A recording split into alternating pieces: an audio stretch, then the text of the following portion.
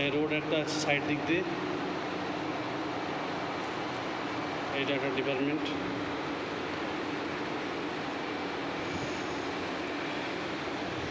দেখুন জলটা কেমন কীভাবে ফিল্টার করা হচ্ছে, কেমিক্যাল এর রেডি হয়ে এবারে প্রি প্ল্যান্টে যাচ্ছে। এটা প্ল্যান্টে যাচ্ছে একদম মাত্রা সুন্দর। দেখুন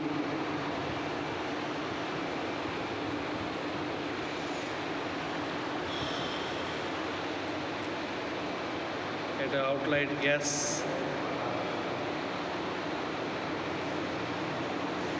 ওয়াটার ট্যাঙ্কি।